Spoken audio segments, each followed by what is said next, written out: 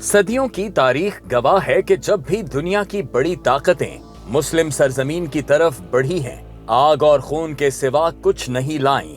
Gaza में बमों की बारिश, लबनान की तबाही, शाम में खाना जंगी, ईरान पर मुसल्लत करदा सेहोनियो अमरीकी जंग, ये सब अलग अलग वाकयात नहीं बल्कि एक ही आलमी साजिश के मुख्तलिफ अबवाब हैं। सवाल ये है कि ये तीसरी जंग अजीम की इब्तदा है या एक नई सलीबी जंग का आगाज, और इसका जवाब मुसलमानों के मुस्तकबिल से बराह रास्त जुड़ा हुआ है। तीसरी जंग अजीम की इस्तिलाह जब भी इस्तेमाल होती है तो ज़हन में एटमी हथियारों, आलमी इत्तेहादों और तहजीबों के टकराव की तस्वीर उभरती है। आज का मंजरनामा इससे मुख्तलिफ नहीं। अमरीका और इसके मगरबी इत्तेहादी एक तरफ हैं, रूस और चीन दूसरी तरफ अपने मुफादात का तहफ़्फ़ुज़ कर रहे हैं, और दरमियान में मशरिक़े वुस्ता एक ऐसा मैदान जंग बना हुआ है जहां तमाम ताकतें अपना अपना खेल खेल रही हैं। लेकिन इस खेल में सबसे ज्यादा जानें मुसलमानों की जा रही हैं, सबसे ज्यादा जमीन मुसलमानों की तबाह हो रही है,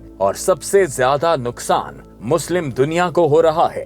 तारीख पर नजर डाली जाए तो पता चलता है कि सलीबी जंगें महज तलवारों की जंगें नहीं थीं, वो एक तहजीब को दूसरी तहजीब पर मुसल्लत करने की कोशिश थी। आज भी मगरबी इस्तेमारी ताकतें मुस्लिम दुनिया में जब भी दाखिल होती हैं तो अपने साथ अपनी इक़दार, अपना निज़ाम हुकूमत और अपना तहजीबी तसल्लुत लेकर आती हैं। इराक में जमहूरियत का नारा लगाकर लाखों जानें गईं। लिबिया में इंसानी हुकूक के नाम पर रियासत को मलियामेट कर दिया गया, और शाम में इंतहा पसंदी के नाम पर ना खत्म होने वाली जंग।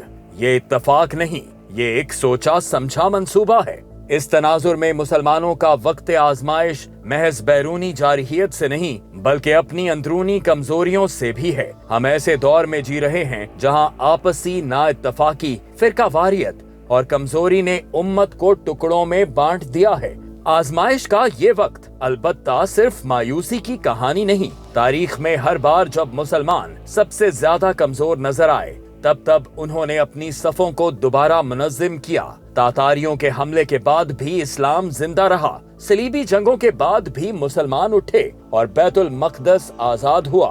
शर्त ये थी कि उम्मत ने अपने इख्तलाफात को बालाए ताक रखकर एक मुश्तरका मकसद के लिए सफबंदी की।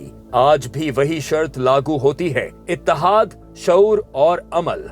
लिहाजा अब जरूरत इस अमर की है कि उम्मत मुस्लिमा खिलाफत अला मिनहाज नबुआ के झंडे तले मुत्तहिद होकर सिद्के दिल से जद्दोजहद करे, ताकि दुश्मन की जारहियत का मुकाबला करते हुए उसकी तमाम नापाक साजिशों को नाकाम बनाया जा सके।